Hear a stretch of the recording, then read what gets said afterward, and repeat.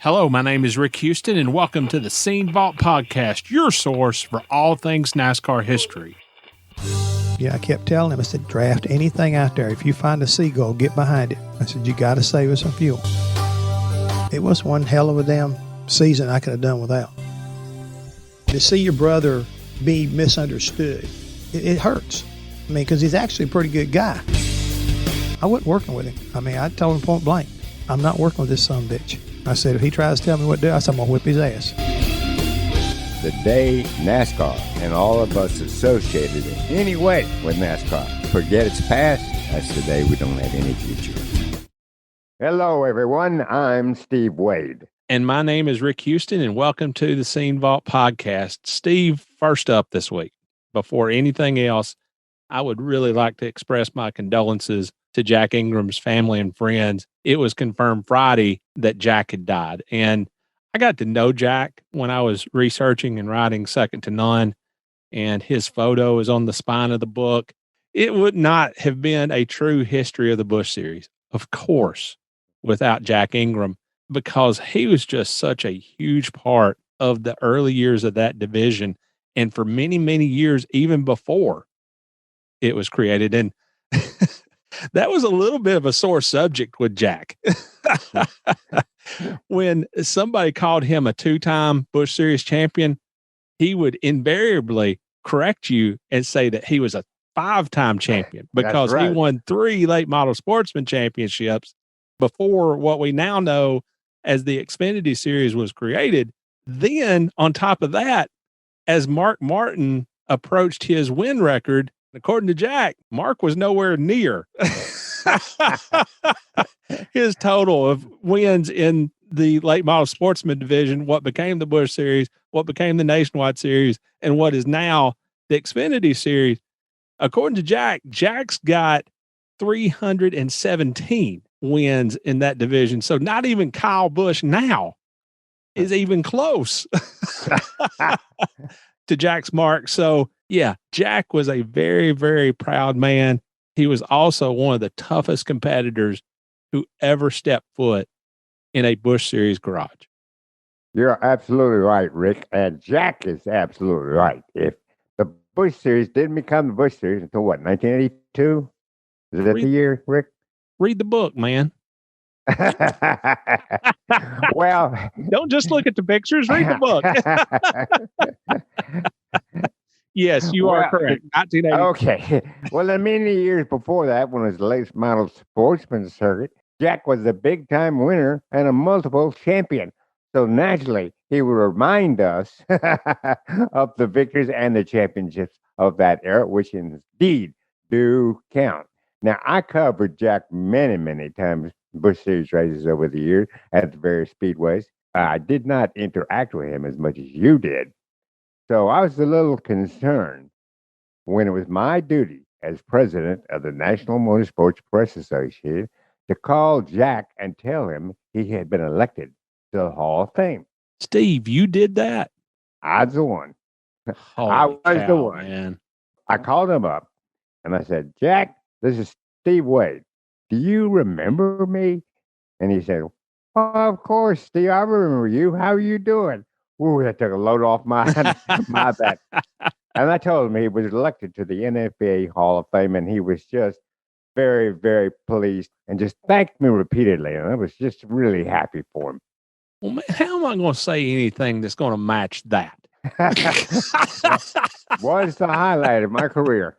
There I was, the Busch Series editor, slugging it out in that garage. I wrote the book about the history of the Busch Series, and you call and tell him that he's been elected to the Hall of Fame. Nothing you got to remember, this was an NMPA thing, and I was the president of the NMPA. So I was the one to do the job. All right. Okay. All right. So here's my little piddling story about Jack Ingram.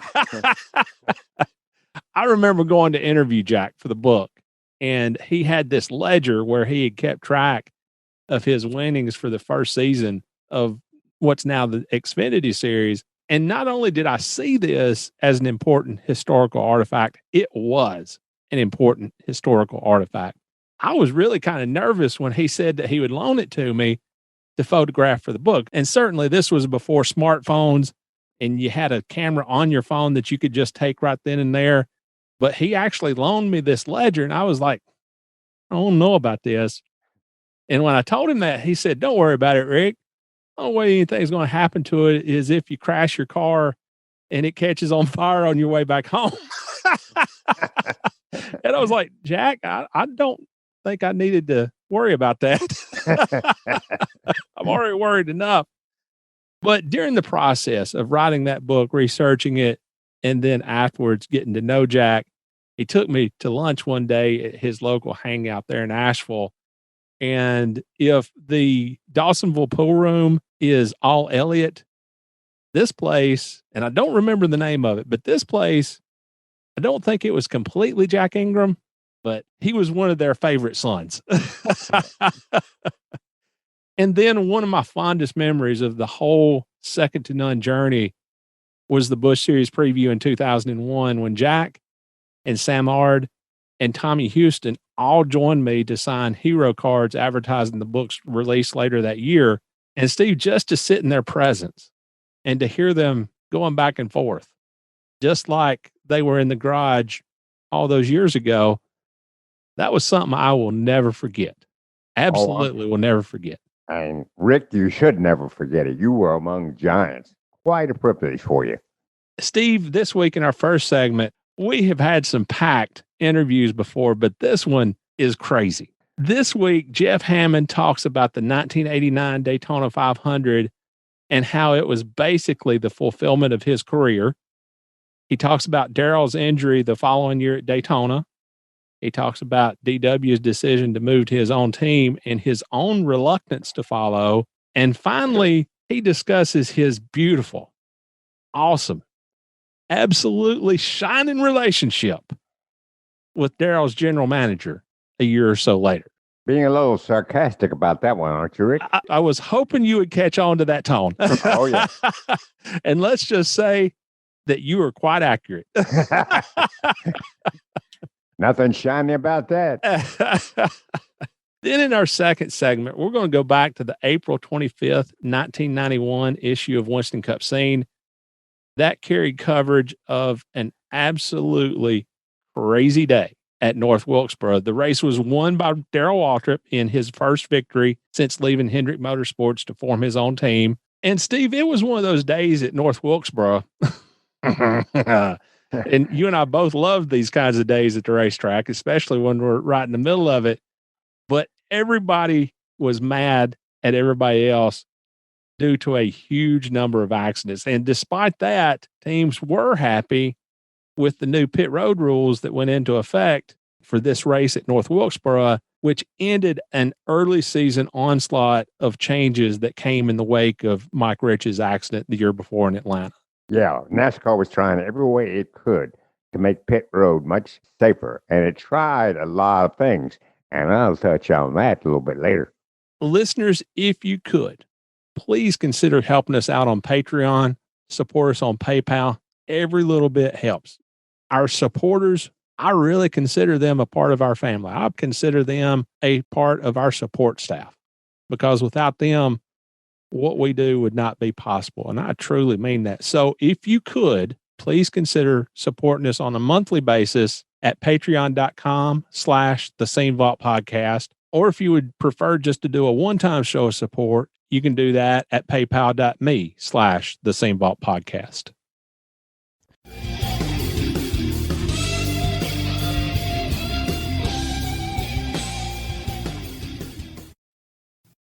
How was the transition there? It was pretty good. It was a little awkward to begin with. As I said, Waddell and I didn't really see eye to eye.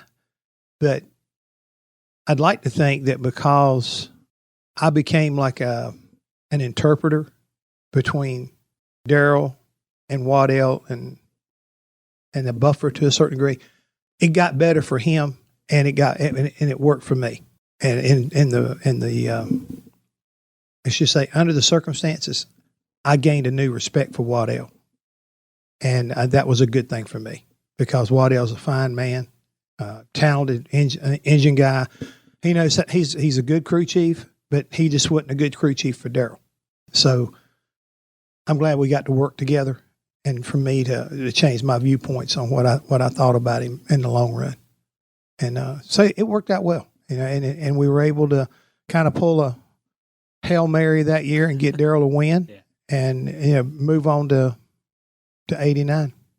1989 Daytona 500 is the first race that I can remember watching from flag to flag. Mm-hmm. I'm from Nashville, and Darrell was from Franklin. I loved the look of that car. So before I got into the sport professionally, there was Richard Petty, and there was Daryl Waltrip because of the 1989 Daytona 500. Mm-hmm. What do you remember about that day? I remember, not just about that day, but because of the circumstances leading into that week. We had a fast race car, set outside pole, did it on Goodyear tires. And that's when the tire wars were going on between Goodyear and Hoosier. Goodyear had some failures. I think it was Bill Elliott had wrecked and cracked his wrist or something. And they were really concerned about how it was going to work out in the race. So they pulled their tire, long story short. But because of what was getting ready to happen with the pulling of the tire, we started on the outside pole, or on the pole for our qualifying race, and we had to change to Hoosiers. We had not practiced on Hoosiers. So we got the qualifying race, and we didn't run terrible, but we didn't run good. And the lack of practice subsequently after that, our setup was off. That's where I'm trying to go with this, is that we struggled with that. Their tire size was a little bit different, and it affected our handling package. We struggled. And that day when they started off, we fell back, and we kept adjusting and kept adjusting and kept adjusting. And we still, everything that we did, the car was not really responding the way it needed to. And we couldn't run with Earnhardt. We couldn't run with our teammate Kenny Schrader. So it was just apparent that we were going to be, destined to finish, fifth or sixth somehow or another like that. But as the race progressed, and because of trying to work on it, we would sometimes come down pit road when everybody else would stay out.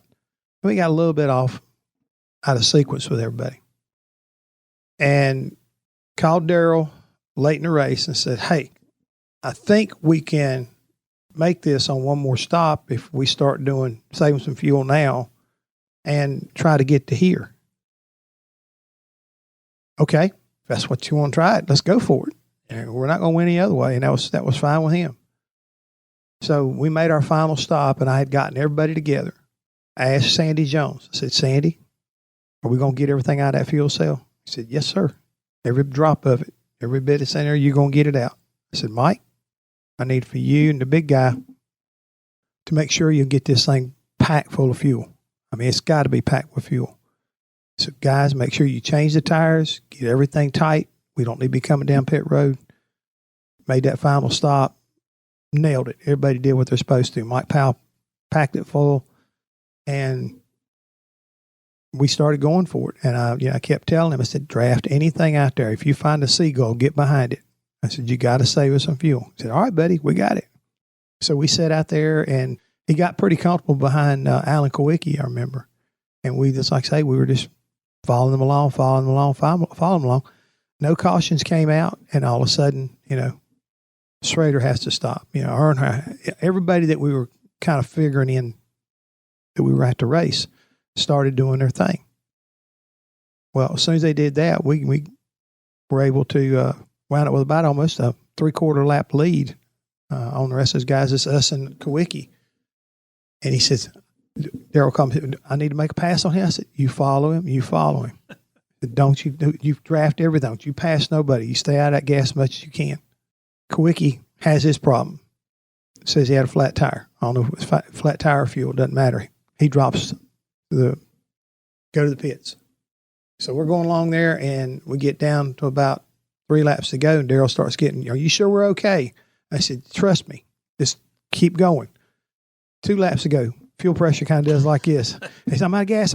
You're not out of gas. Just shake it, baby. Shake it hard." And all I wanted him to do was try to shake the inside of the fuel cell, because what it does, that memory foam that's in there, it'll capture fuel particles. And you shake it hard, it'll give you some more of what you think you got. So we kept telling him that. But he came across there and took the white flag and said, I'm out of gas, I don't care. You keep going, keep going, keep going. I kept telling him, don't let up, don't let up. He came all the way around. I'll never forget Randy Dorton said, he's entering turn 3. He's under his own power. He come off of 4. He's going to be all right, Jeff. He's going to be all right. And sure enough, he came all the way around, wound up winning that race. What was that moment like for you personally? You'd won a lot of races, and you'd won championships, but you'd never won the Daytona 500. Never won the Daytona 500. And I got goosebumps right now thinking about it. Yeah. That's what it does for you. I mean, when you watch it on replay, you read it here on the scene. I mean, that right there is to me, I mean, we climbed Mount Everest that day. And that's what Daytona's all about. I mean, since 1979, I've been trying to get to that victory lane. And yeah, I'd been there. I was there on Saturday, with Darrell in his Grand National car, and not the same. Sunday was it's the Mac Daddy of all victory lanes. It really is. And to know that you were able to give him something that he'd been trying for over 17 years. I don't know. We laugh about the numbers, all that kind of comes into play, but to understand the relief on a man's face that when you've accomplished as much as he had accomplished, to finally give him what he wanted. And he needed it. He really did. He needed that, to feel like that he was one of the greatest of all times. It doesn't get any better than that. I mean, just, Rick, the thing about me and the way I look at anything is I take personal satisfaction. Finishing races, I take personal satisfaction in being the top 5, and I take extra satisfaction out of winning. Winning is fleeting, but the fact that you are able to do something on a regular basis and do it right, it's satisfying. It's satisfying and gratifying because you get a chance to also, when you've been through some of the things I've been through, I found out what it was like to win and not be the guy that, they're kind of praising for it, even though you're a part of it. You take satisfaction in that, but when you step up and you get to that point where you've been anointed, I don't know if that's the right word to use, you're in charge of it, and you're instrumental in the outcome. It's just so satisfying. I felt like that was the most defining point in my career of taking something that's not quite right, work on it to the best of your ability, and yet pull a team together. And in the end, all of that right there coming together to equal winner. Darrell did his job. Sandy Jones did his job. Randy Dorton and his guys did their job with the engine. It's a total package. To me, it's the most total race that I can ever remember being a part of. We had some good ones, but that one from start to finish of dealing with the adversity, it's so satisfying. Well, speaking of winning, who won the fight in the garage area after the All-Star race that year? Let's just call it a draw. Just call it a draw. I don't think anybody won there, but in the end, everybody said, "Well, Rusty got to win in the 200,000." Yeah, but it cost him his status as far as popularity with the fans. I think it put him. He replaced Darrell of being the bad guy. Yeah, and I think that's so fitting in so many different ways, is that Darrell was able to finally, get a white hat and take the black one off. How strange a position was it for you to see that transformation? Because you had worked for Daryl Waltrip at a time when fans literally booed when he crashed at Charlotte. And he proceeded to get out of the car and talk to reporters and invite people down to the Kmart parking lot. The Big K parking lot. Yeah. It was Kmart then. Not Big K. It was Kmart. Well, you had seen him there in that position. Yeah. But then you go to Charlotte in 1989 for the All-Star race. He gets wrecked. And all of a sudden, everybody's booing somebody else. So that was a pretty big transformation. What was it like for you to see that in him personally? I think it was, here again, it's like, holy cow, can you believe this? Yeah. I mean, I think they like you. Because otherwise, you always never felt like, you were working for a guy that the people liked. See, I'm fortunate in the fact that I choose people that I want to be friends with and people that I respect based off of what my personal views are. Okay. And I have learned through my career, sometimes personal views and professional views are two different things.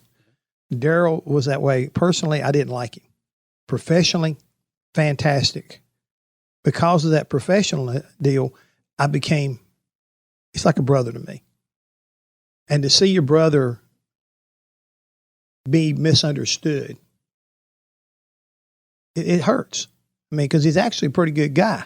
But yet, a lot of people, they did not like him because of the fact of how he acted and how he treated Richard Petty and David Pearson and people like that. He struggled. Because of the fact that, like I say, he got getting verbal conflicts with Cale. He did the same thing with Bobby Allison. You go down the list.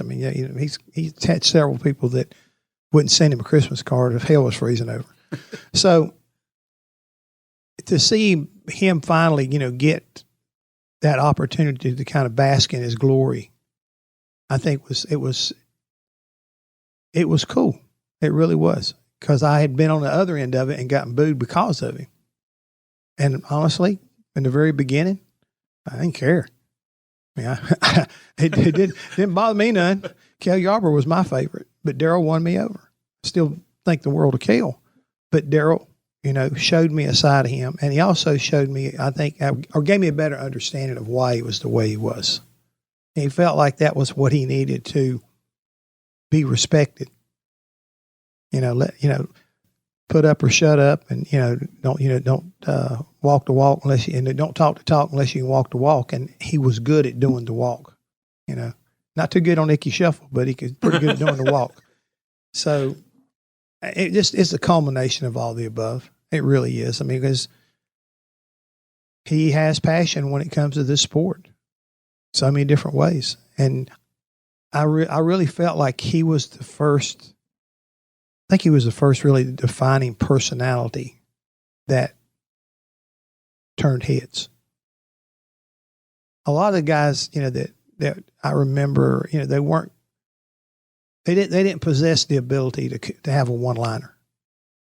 Richard, he's a good spokesperson. He's a great guy, one of the greatest guys ever, but he just didn't come across David the same way. I ain't got nothing to say. I drive race cars.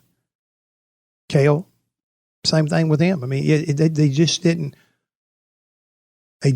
turn the corporate heads like we needed to, and at the same time did not get the fans as charged up as he could. In a negative manner, but at the same time, you get them charged up. You knew you was there.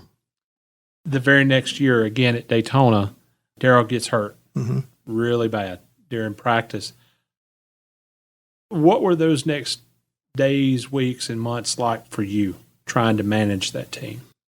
That was a challenge like I could have never imagined, because I knew that when I got there and saw how much pain he was in, I immediately knew that he wasn't going to start the race that afternoon or that next day. And getting a hold of Rick and trying to figure out what are we going to do. Fortunately, here again, this is one of those personal relationship scenarios that I knew Jimmy Horton. I'd seen Jimmy run Daytona, and he was about the same size as Daryl. Having to make a team decision that, no, Daryl's not going to start this race. And I had to get somebody in there that I felt confident in and at the same time, somebody that NASCAR would accept. I mean, this was a lot of things that were going on, and I'm trying to get all that took care of before I could even go to the hospital and check on Darrell. So it's one of those in-your-face moments that, you don't plan for. And from that period until he was able to return, it was one hell of a damn season I could have done without. Because the number of drivers that came through, the number of drivers that tore up brand new race cars. I mean, it's just a lot. It was a lot. He had evidently already made the decision when the accident happened to leave Hendrick Motorsports to form his own deal. Mm-hmm. Were you always going to be a part of that package, or was that something that maybe came along later? I don't know if I should give you one of these Paul Harvey moments or not. I'll have at it. This is kind of like for the rest of the story. A lot of people don't realize this, but I actually went and talked to Rick about it. I thought about staying because I thought it was a bad move. Did you really? I did. Okay. I did not like what he was trying to do, but he had an opportunity that I could see his viewpoint, but I also knew what we were getting ready to get into. It was late in the year, and you don't have any deals. You don't have any cars. There was just a lot of stuff that I could see that this is going to be. I mean, this is going to be bad. This is going to be bad because I've been around the sport long enough to recognize what we're getting ready to have to try to pull off, and it's not going to be easy. And that is to replace a lot of people. And I went to Rick and I talked to Rick about it. I said, Rick, I said, I don't know what you got planned, but I'm not in favor of this. I think he needs to stay with you. He said, I think he does too, but he's got it in his head that he can manage a team, run a team, and do everything. He doesn't need me. So. Did you have that conversation with Darrell? No. Really? Nope. Because when Rick told me, he said, he's going to need you. He said, you need to stay with him. He said, he's going to need you. I just felt like that I needed to bite the bullet and see what I could do to make sure it all came together. So when it was all said and done, we were sitting there. I think we had one race car in my toolbox. That's not funny, but no, and that's about the way we started. Trying to order cars, trying to hire people, everything, and like I say, he was still on. He wasn't on crutches, but at the time he still was using a cane a lot, getting around.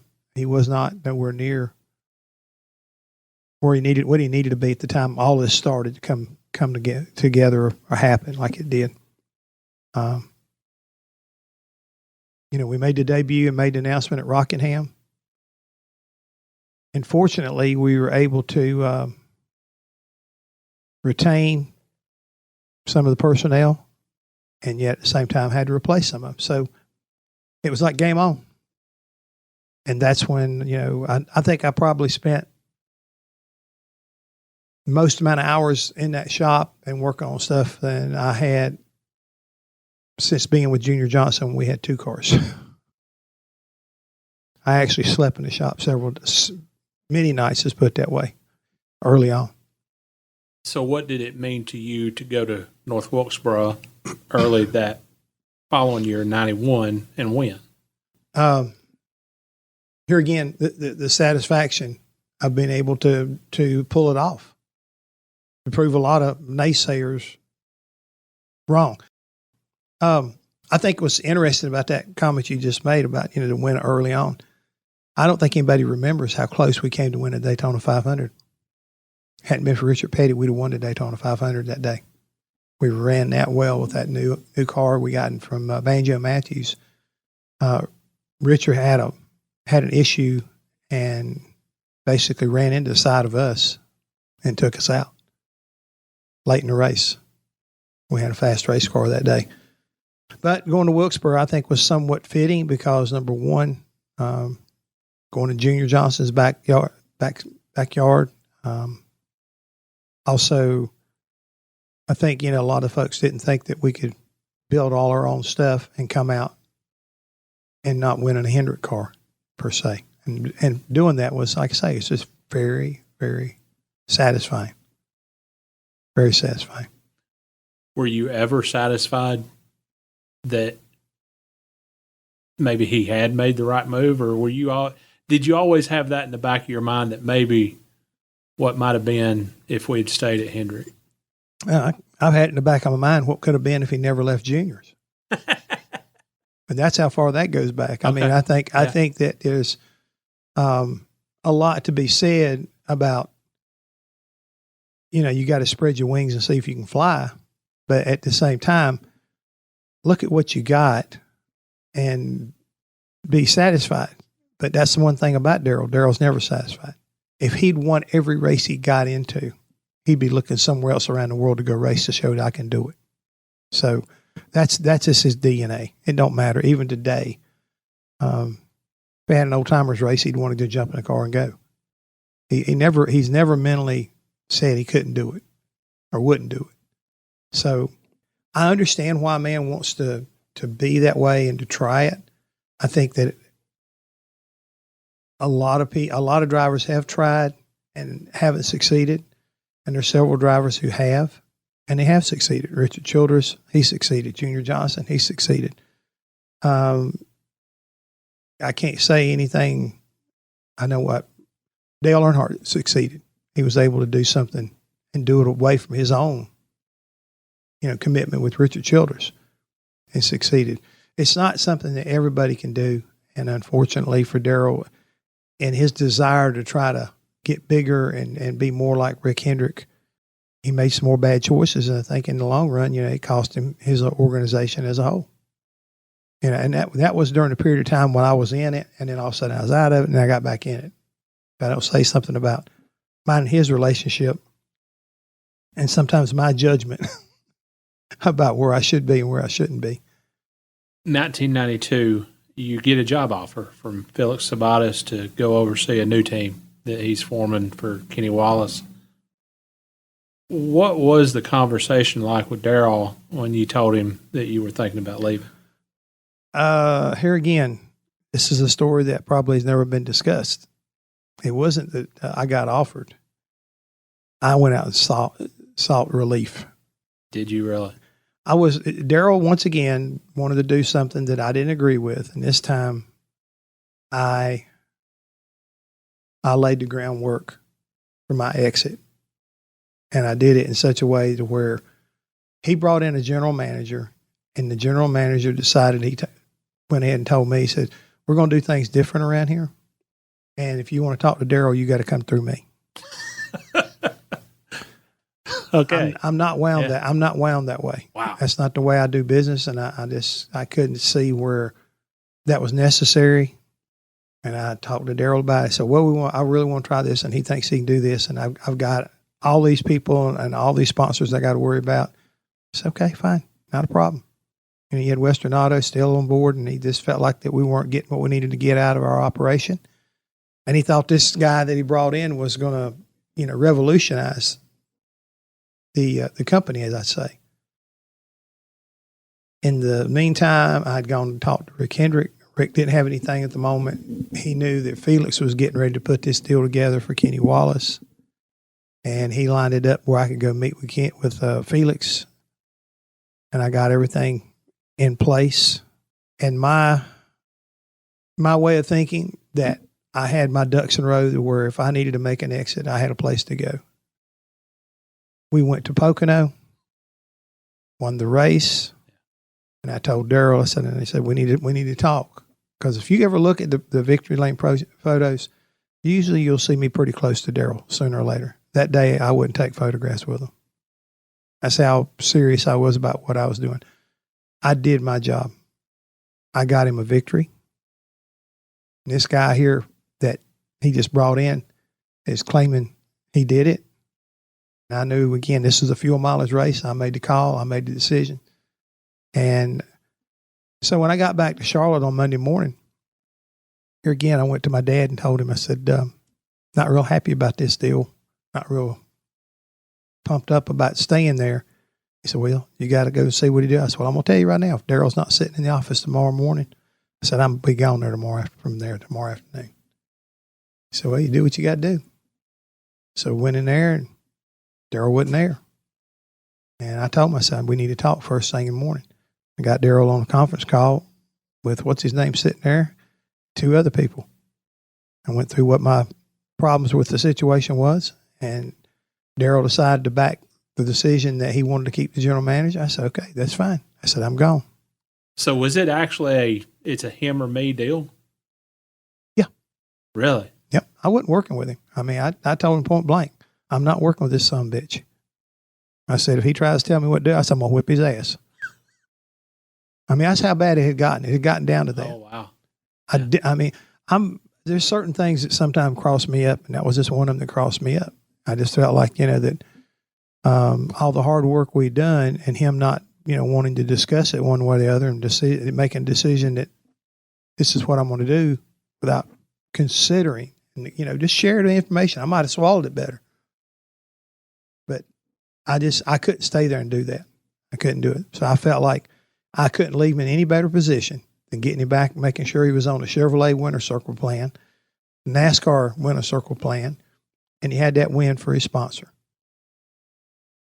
My hands are washed. I'm done. I'm good with this. And so I left. And I, rambled around for a little bit.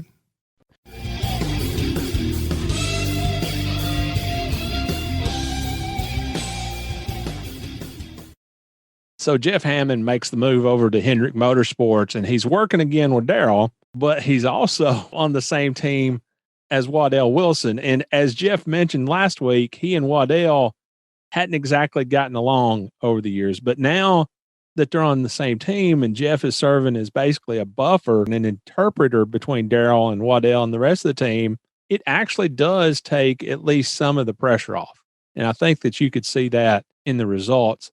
Steve, is there anybody over the years that maybe you've had an impression of from afar, but once you got to know them a little bit better, the viewpoint maybe changed a little bit? Well, I'm going to tell you what, this may surprise you a little bit, but the person that had that effect on me was Daryl Waltrip. When he first came on board, back 75, 76, and 77, being the smart aleck that he was, I really thought that's all he was. And I started to interview him one time, I remember, after a race in his hauler. And I asked him a question, I got an answer. And I asked him a question, I got an answer. Asked him a third question, and he shook his head no and held up his arms. He was not going to answer any more questions. And I had to leave the truck. Well, I wasn't too happy with that. I got thinking, this guy runs his mouth, and now he won't answer my questions. I really think he's a jerk. Well, of course, as years went by and I had more interaction with Daryl, I found out that his opinions were pretty strong and pretty right spot on. He knew what he was talking about. And as he got to know me better, we became, good associates. And I finally realized that he was who he was, and I didn't have any problem with that. So it changed from thinking he was a jerk to thinking he was pretty much a regular guy and pretty sharp and a pretty darn good driver. So it all changed for me. Well, Steve, here's mine. I would have to say you. Now, hear me out. Hear me out. In all seriousness, when we worked together, never once ever did I ever think that you were a jerk or a mean boss or a bad boss or anything like that. But when we worked together, you were the executive editor and publisher and vice president. And so you were the boss. And I was just Rick Houston, staff writer, then Busch Series editor, just lucky to be there. I mean, it's not that we had a bad relationship, but you were the boss and I was the employee.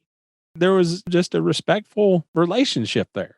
But a week from yesterday, Steve, it will be 3 years that we've been doing this podcast. That's right.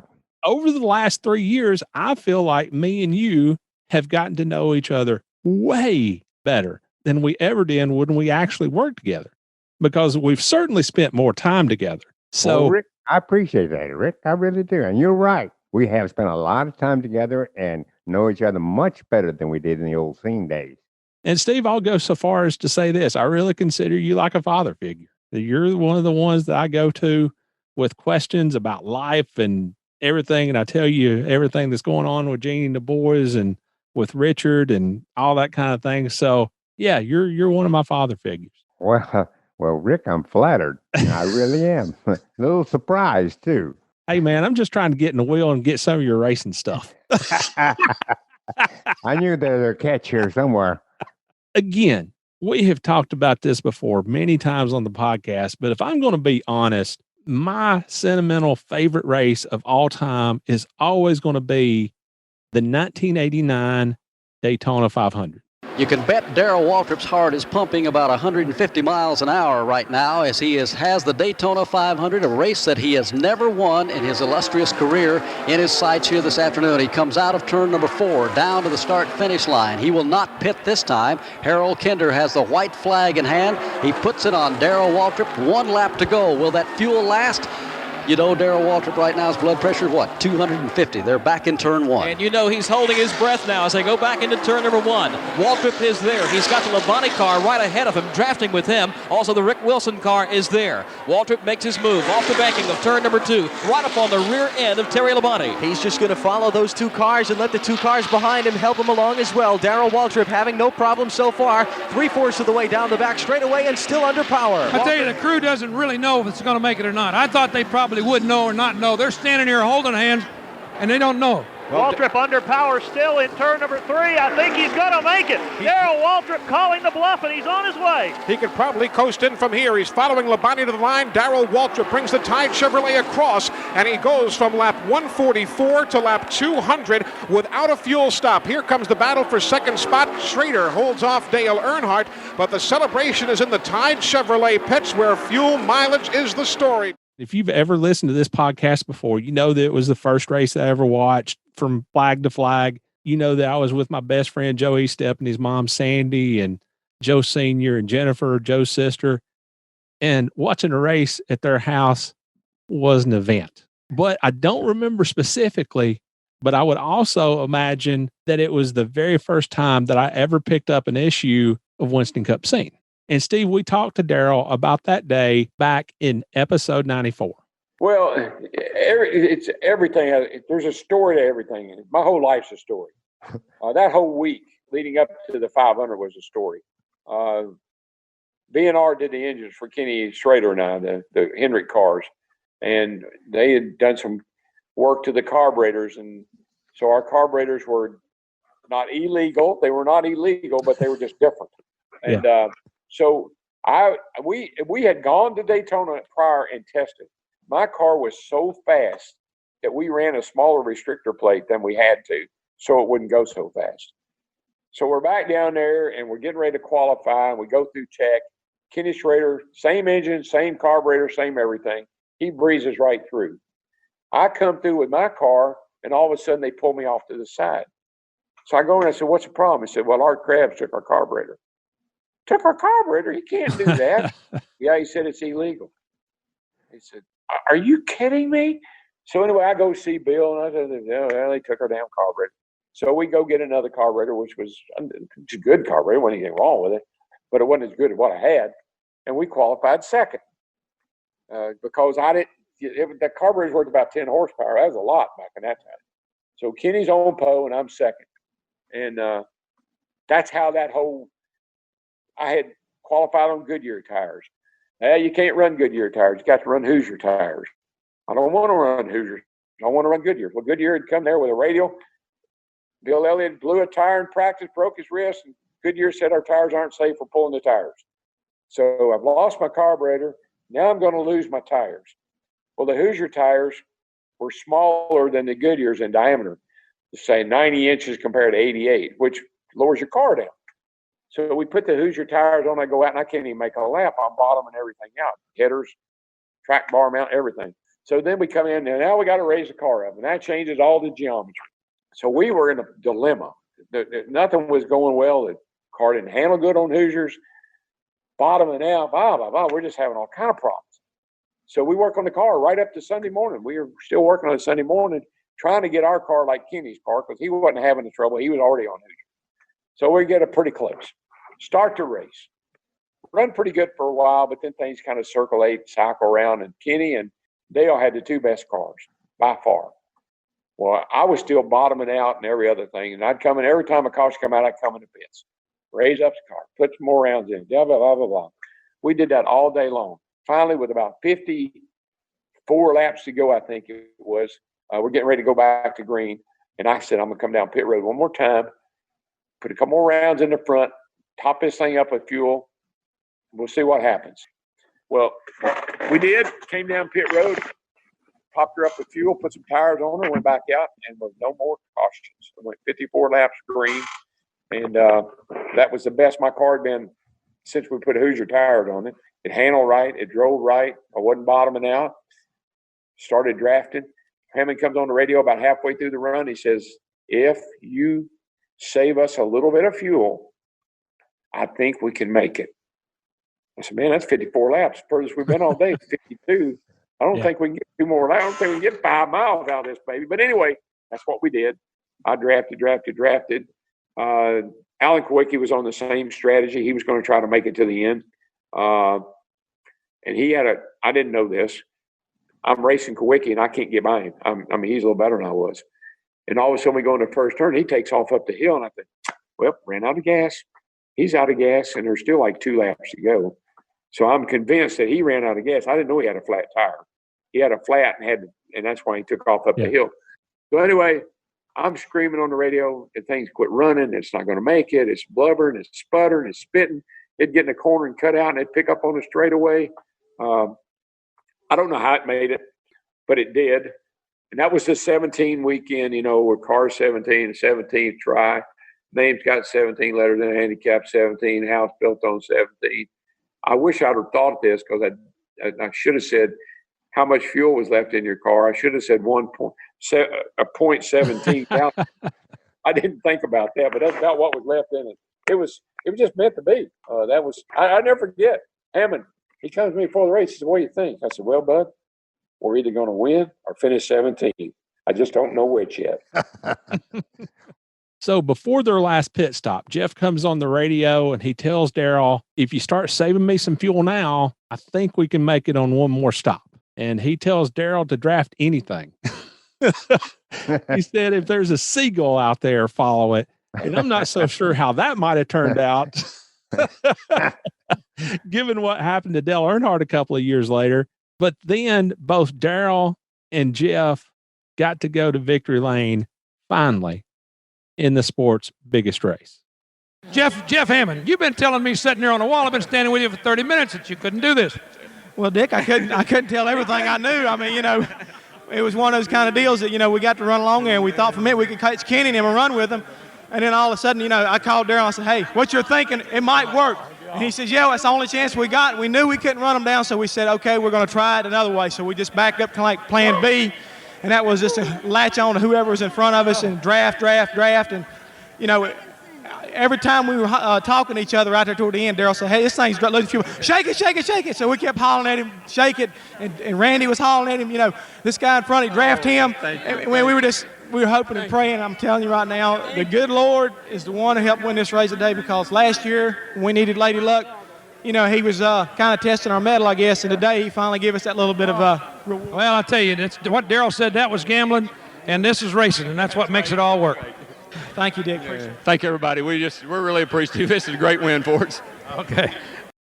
Jeff called that win the defining moment of his career because he had taken a car that wasn't quite right because of a change from Goodyear tires over to Hoosiers and the handling problems that DW experienced because of that. And he still managed to figure out a way to take the car and Darrell to victory lane. So, Steve, that was his NASCAR Hall of Fame moment, I believe. Yes, I think you're right.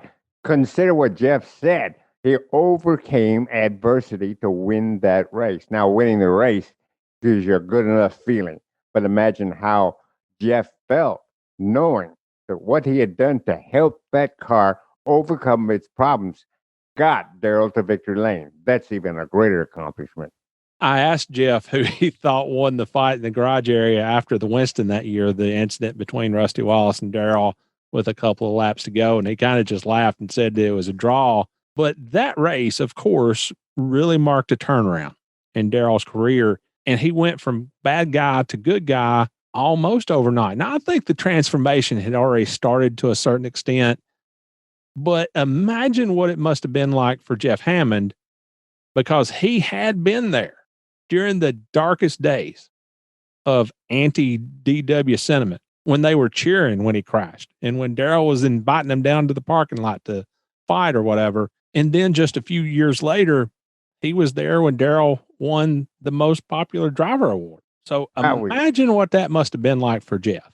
Well, I tell you, no, it had to be a good feeling for him. And it was a good feeling for me too, Rick, because I was the one that presented Darrell with the most popular driver award in New York for the banquet in that year. It was great. Okay.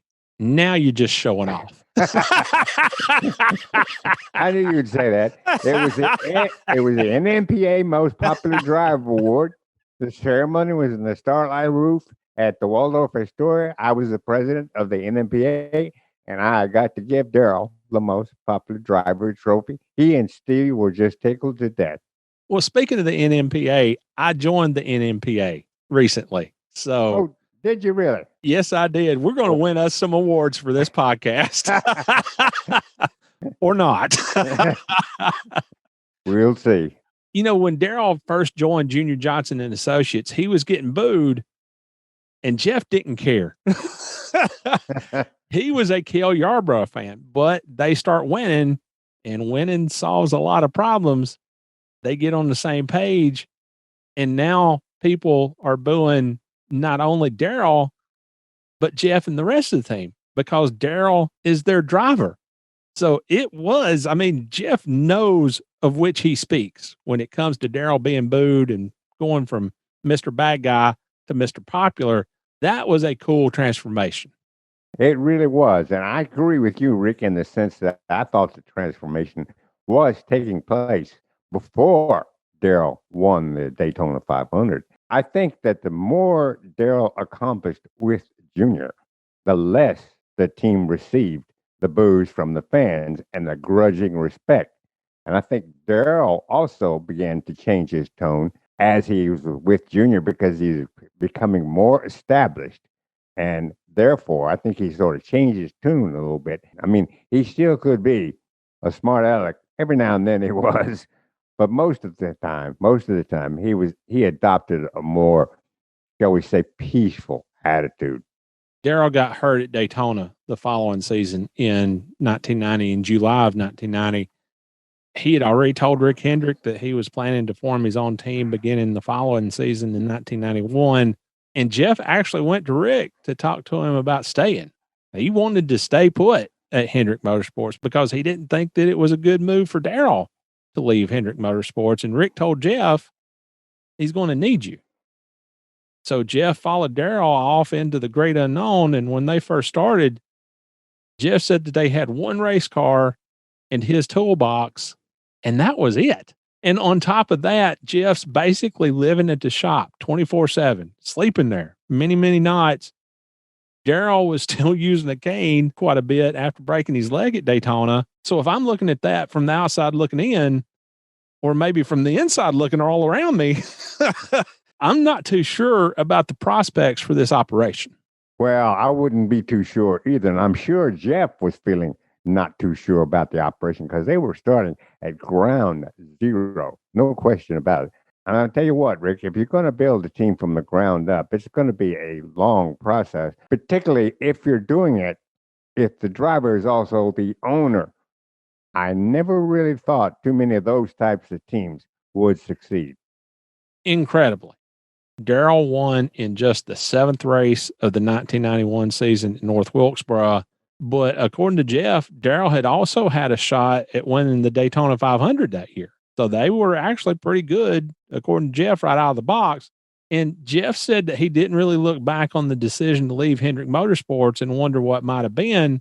He looked back on DW leaving Junior and wondered what they might have been able to accomplish. And I agree with Jeff. I think a lot of people would like to have seen Darrell and Junior press on because there's a whole lot of things they could have done together. I don't know about that because I think that some of the shine had kind of come off the apple a little bit.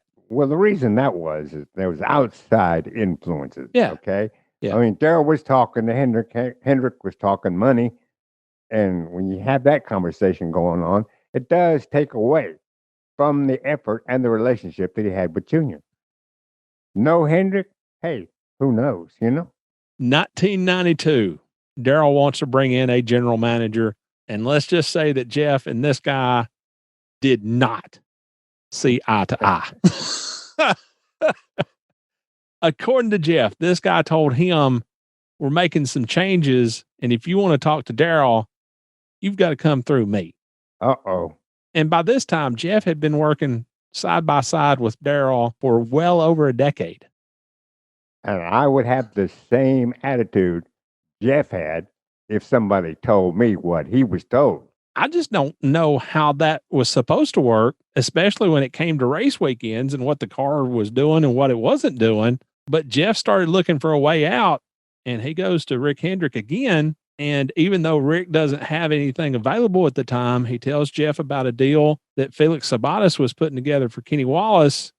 Darrell wins at Pocono, and that's the race where Davey Allison flipped so badly after contact with Darrell. And in the victory lane photos, Jeff is nowhere to be found. So that relationship was pretty toxic at the time, I would imagine. It was definitely on the rocks by that time. The next day, Darrell and the GM and a couple other people got on a conference call the next day or so, and Jeff basically gave Darrell an ultimatum and said, it's basically him or me. And Darrell chose to stick with the GM. And so Jeff said, see ya. And he moves over to Sabco to work with Kenny Wallace. Well, I think he did the right thing because, as you pointed out, he had all that time with Darrell during the Junior Johnson years, and then again with the Hendrick years. And then Darrell brings in somebody else to serve as a buffer between him and Darrell. Well, that's just not going to work. I've just spent all that much time working with Darrell, and now to be basically separated from him by a guy who says, to get Darrell, you're going to have to come through me. Get to Darrell after all this time? Jeff did the right thing. Now, I will say this. I can kind of understand where Darrell was coming from in the sense that I'm sure that he felt like he needed some help running the team day to day, running the business side. Yeah, exactly. I'm sure the general manager's job was to oversee the team and the expenses. But why make him between your crew chief and yourself?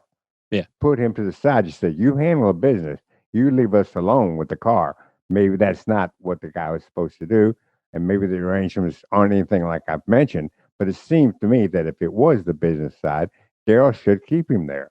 Maybe if it had been handled a little bit differently, it would have worked and Jeff would have been happy and would have stayed. And if he had stayed with Darrell, maybe Darrell wins a few more races than what he did. I don't know, but it's one of those things to think about.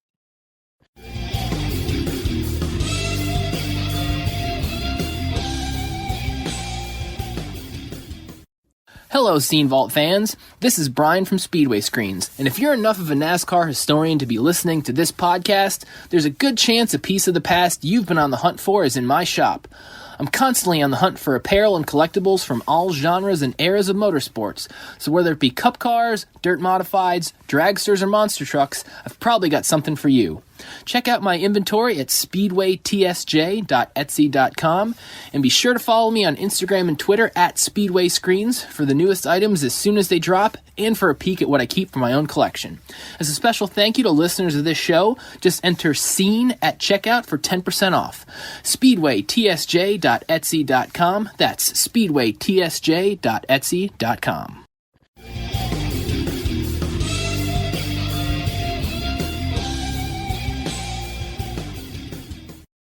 The April 25th, 1991 issue of Winston Cup Scene. Steve, you did your commentary on your reaction to the first Union 400 at North Wilkesboro. And in it, you wrote, after the race, there might not have been much moonshine drinking. Steve, this was North Wilkesboro. Of course, there was moonshine drinking. And then you continue to write, but there was plenty of hard driving. And if a couple of drivers had their way, there would have been a couple of episodes of fist fighting. So you had moonshine drinking, hard driving, and fist fighting. Typical short track race. Well, I don't know. This one was a little out of the norm, I think, even for short track racing. There were 17 cautions in this event for a total of 87 laps. And during one 81 lap stretch, there were 8 cautions, and all of them were for wrecks. And up in the press box, we're thinking this race ain't ever going to end. Jeff Bodine was involved in 3 cautions, and Davey Allison was involved in 2. And the last time they got together in turn 4 for a quote unquote accident that also involved Harry Gant. And then as Davey began to move away from the wreck, Jeff Gundy's car and appeared to be going after Davey. And Davey tried to move away, but still caught the back of Jeff's car in what was basically another crash. Those were not accidents. You think? Jeff was immediately parked by NASCAR. And when he got out of his car, his crew chief, Tim Brewer, was there, and he hugged Jeff and basically tried to get him calmed down as they headed to the team's transporter. And Jeff came out a few minutes later, and he said to the reporters who were gathered there, "Now listen up. You better get everything you want when I do the TV interview, because I'm not saying anything else." On the TV interview, Jeff said, "Allison ran into the back of me. He ran into the back of me and spun me out. I guess it had something to do with what happened at Bristol last week." Okay, Jeff. And then Davey said about the first incident between the two, "We were going into turn 3 and I saw him coming down, so I jumped on the brakes. That started me into a spin and I hit him." When Davey was asked about the second fracas, he said, "All you have to do is watch the tape." Well, NASCAR certainly didn't have to watch the tape to do something about Jeff. Of course, Darrell was perfectly fine with everything that had happened that day because he was in victory lane and everybody else wasn't. It was his 10th win at North Wilkesboro, and it was also his first victory since winning at Martinsville in the fall of 1989. Darrell said it was a pretty exciting race, at least from where I saw it. It's the second roughest race I've ever seen. Bristol last week was the roughest, but there was a lot of intent in this one, and I've never seen anything like it in NASCAR. There's just not a lot of discipline on the track right now. I saw so much out there that just wasn't necessary. I was amazed at what I saw. I can't explain it. Well, I'll tell you what, Dale Jarrett was also involved in an incident at North Wilkesboro on that day, and he pretty much echoed what Darrell said, only he used the word respect. He said, "We're out there racing, and a lot of guys are losing respect for the other guys. They don't know how to respect the other guy and still race. I just don't understand it." He also said that all the wrecks were caused by a bunch of idiots. Dale Earnhardt spun early in the race to bring out a caution, but he came back from that to finish second. And despite all the cautions and knowing his reputation, if there's a lot of cautions, you're thinking that he's going to be right in the middle of at least some of them. Jimmy Spencer finished third. And to that point in his career, that was his best finish. In that race, I agree with you, Rick. Kind of surprising Jimmy wasn't involved. Jimmy led once for 70 laps late in the race, but Darrell got by him on the outside of turn 2 on lap 349 for the lead. But Steve, for him to get there, maybe he was involved in a few bump ups. Kyle Petty spun in turn 4 on lap 68, and Jimmy spun to try to miss him. His car stalled and he lost a lap. He made that lap up, but then he got busted for going too fast on pit road. And at the time, this being the first race for these new rules, the penalty for speeding on pit road was a full lap. And he made that lap up under the 9th caution and then proceeded to set out after the leaders. Jimmy said, "I was involved in a lot of accidents today. I don't know how I missed some of them, and I didn't miss some of them." And because of the new rules for this race, previously there had been a limit on the number of tires that a team could change under caution. They could only put 4 tires on during this time and only 2 tires during this time and no tires under another, whatever.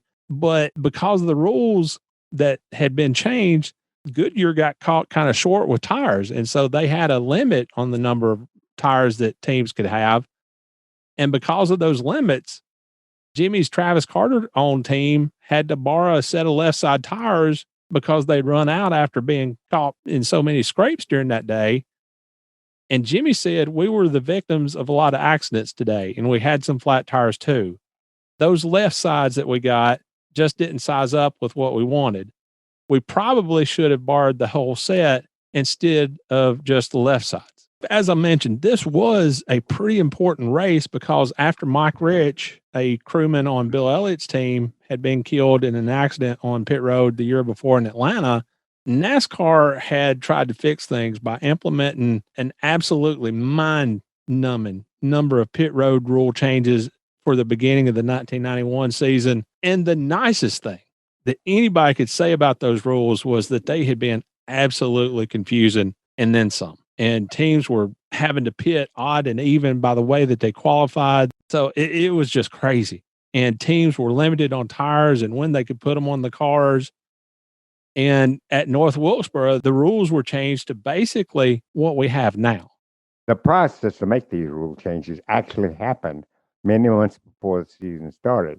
NASCAR held an off-seating meeting and invited several team owners to be at that meeting. And they were discussing how they could make pit road safer. The thing about it was these cars weren't really slowing down. There were fewer cars on pit road. That did make things somewhat safer, but the cars were not being slowed down. And that's when Junior stepped in and said, look, put it on the drivers. Make them slow down when they come down pit road. If they don't slow down, penalize them. Eventually, that's exactly the way NASCAR went. And as I mentioned just a moment ago, the move caught Goodyear by surprise. And because of the limits that had been placed on the number of tires a team could change and when they could change them, Goodyear hadn't been bringing as many tires to the track. And because of that shortage, teams were limited to 2 sets of tires for practice and qualifying and just 5 sets for the race, where previously it had been unlimited. If you got the money, we'll sell you the tires. And teams that had fallen out of the race were reportedly letting their sets go in the final 150 laps in the final half of the race for as much as $1,000 to $1,500 a set. And at that time, I think the sets were maybe about 800, I think, somewhere in there. About that. You could tell from the press box which teams were going to go buy tires. You'd see a crewman with a wagon pulling that empty wagon down to another pit area and coming back with 4 fresh tires. This is pretty much routine in that race. And it was, let's make a deal. That's right. Sterling Marlin had been burned in a crash at Bristol the week before. And here at North Wilkesboro, Charlie Glotzback drove in relief. And I didn't even know he was there. I mean, Charlie was a real surprise. The last time that Charlie had driven at North Wilkesboro was 1974. So I think that spoke volumes of how Junior Johnson saw the old timers. If they could drive back then, they can drive now. And so he turned to Charlie Glotzback. Right. And like I said, I did not even know that Charlie was there. And when we were told that he was now in the car, well, it really raised some eyebrows. But like you said, Rick, Junior knew that Charlie could drive a race car because Charlie drove for Junior back in 1971 when Junior and Richard Howard brought Chevrolet back to race. And their man was charging Charlie Glotzback. This issue also included a feature on Ray Fox Sr., who had gone into the NMPA's Stock Car Hall of Fame as one of the sport's early mechanical wizards. So go ahead and talk about Ray Fox Sr. and you calling him about the NMPA Hall of Fame. We've got a chance for the hat trick now. Well, I'll just let you go now, Rip. At the time, Ray Sr. had gone over to the dark side and he was working for NASCAR as an engine inspector. And Ray said in this story, I gladly accepted the position. I've got 30 years of engine experience to give them. Now I inspect cylinder heads in pre-inspection and when they come off the car after the race. A logical choice. If you're going to inspect engines, why not get the man who built engines for years and one of the best at it in Ray Fox? I thought Ray was a very good choice for that position. Of course, Ray Fox had fielded a car for many legends. He owned the car that David Pearson drove to his first victory, and he also owned the car that Junior Johnson drove to victory in the 1960 Daytona 500. This story laid out that scenario perfectly, man. It is absolutely amazing how that came together. February 6th, 1960, Ray is in his garage there in Daytona Beach. He's working on a customer's car. And a guy by the name of Francis Littlefield, who was an assistant to John Massoni, who owned the dog racing track right there in front of the racetrack, came to him with a proposition. Massoni wanted him to build a car for the Daytona 500. Steve, this was on Saturday, and the 100-mile qualifying races were on Thursday. The Daytona 500 itself was just 8 days away. Build a car for the 500? That is a tall order. Ray turned the offer down that day.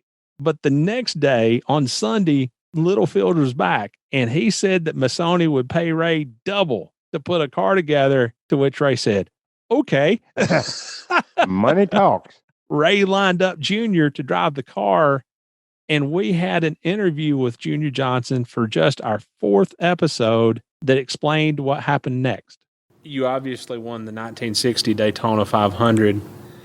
In that race, you were credited with discovering the draft. How did that come about? Well, it was an accident on my part, and it was something that I didn't know what I'd done. I knew I had something that nobody else had, but I didn't know what it was. And Cotton Owens came by, and I was out on the racetrack. Ray Fox was working on the car.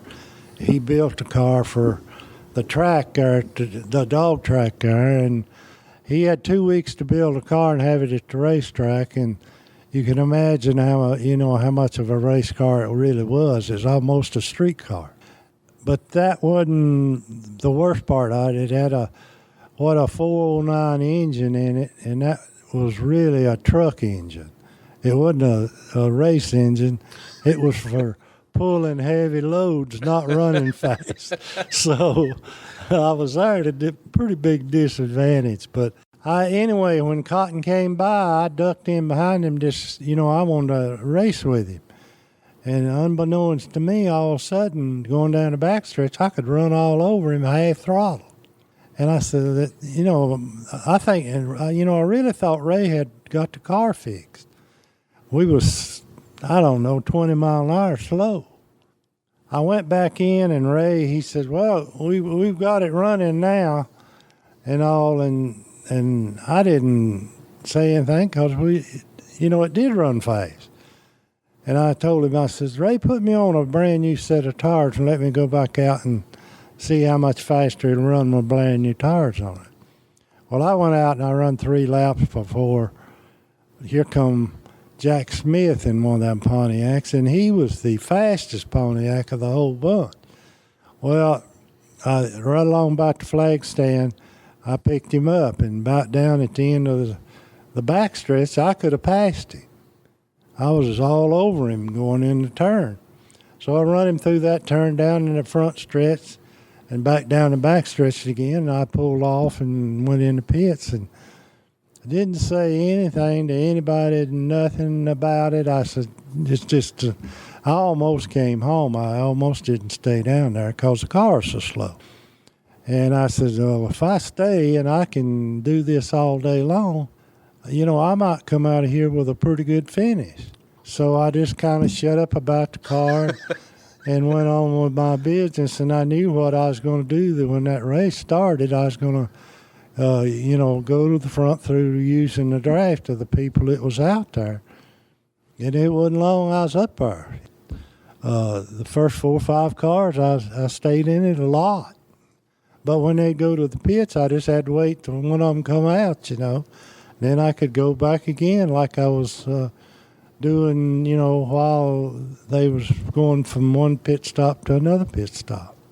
Now, was there one car in particular that you followed that day, or was it pretty much just pick and choose? Pick and choose, because the Pontiacs would get away from me every once in a while, and I couldn't never get to them unless they come around again.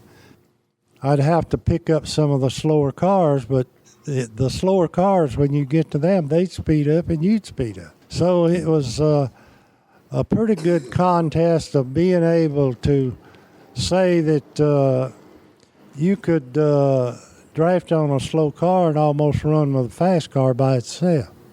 When did you know you had the race won? When Bobby Johns spun out. I knew I had it won then because his back glass flew out and the wind went in the car and sucked it up off the ground in the back, and it turned around and around down through the grass it went. And I knew if the wind was that big a hazard on his back end, he couldn't run anyway. And Jack Smith, what had happened to him to get to me was that Jack had come out and picked him up and drug him around there because he just burned a front wheel burn out, and they fixed that when the Pontiac people found out what was going on about 20, 30 laps to go. And Bobby was second to me because I'd been drafting all day, and he's running by himself, so he was, you know, not well ahead of me. I thought, well, if some of them big new Pontiacs don't come back out, I've got the thing win. And they figured out what I was doing, and they fixed that hub for Jack Smith and sent him out and drug Bobby Johns up through there. And they was in front of me whenever his back glass blew out. As Junior said, that was when the draft was discovered. It really changed super speedway racing altogether. On the Tuesday before North Wilkesboro, Ernie Irvan received an invitation to attend a state dinner at the White House in Washington the next night. And not only did he go, Steve, he actually sat at President Bush's table. And of course, Ernie had won the Daytona 500 that year. So winning the Daytona 500 is pretty special, but to get that kind of perk, that's something else. Ernie said, I'll bet 8 or 9 people told me they had watched the race last Sunday at Bristol. One guy told me he didn't like the new pit rules. He said that even Ray Charles could see that they were messed up. I also got introduced to a man I didn't know, but who used to live on the same road I did in California. It turned out we knew some of the same people, and he had been in my dad's shop when it was in Monterey. It's really a small world when you get to roaming around. I would definitely like to do it again. I wouldn't have any doubts about going the next time. I know that you've been to a White House dinner before, but President Carter wasn't actually there. Have you ever actually seen or met a president? Well, Rick, no, I have not. The closest I ever got was at the White House with Rosalind Carter. That was as close as I got to a president. You got to meet Billy. Yeah, we did. As a matter of fact, he gave me a can of Billy beer. I actually did hear George W. Bush, Bush 43, speak a year or so after 9/11 here in Winston-Salem. So I have actually seen, albeit from a pretty big distance, an actual sitting president. So that was pretty cool.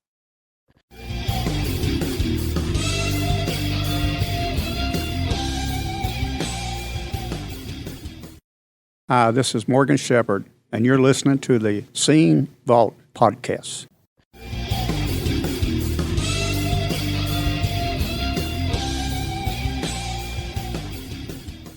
Last week was our 150th episode, and in it, I included several short sound bites from the interviews that we've done over the years. And I asked folks to send in their guesses on who was talking, and we got several entries. And the winner is going to receive a copy of the Winston Cup Scene covering Dale Earnhardt's 1998 Daytona 500 victory. Just for the record, here are the sound bites and the people who were talking. Here's Brett Bodine.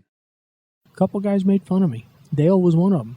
And he said, "What are you, some kind of pussy? What do you need that thing for? You can't see with that. You can't turn your head." Or Burton. I had him by the damn collar, and then I saw Dad coming. Uh-oh. And Dad would whip all of us butts. Travis Carter. Dale just went nuts. I mean, he legitimately was afraid of that thing. Bobby Allison. There's one race in the NASCAR record book that has no winner, and I did win that race, and someday I will get credit for it. Will Cronkite.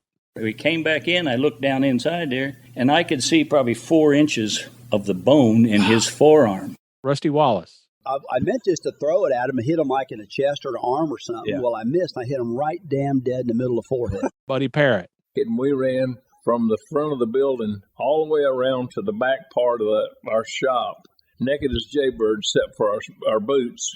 Ronnie Thomas. He said, "I'll give you $1,000. I need early caution."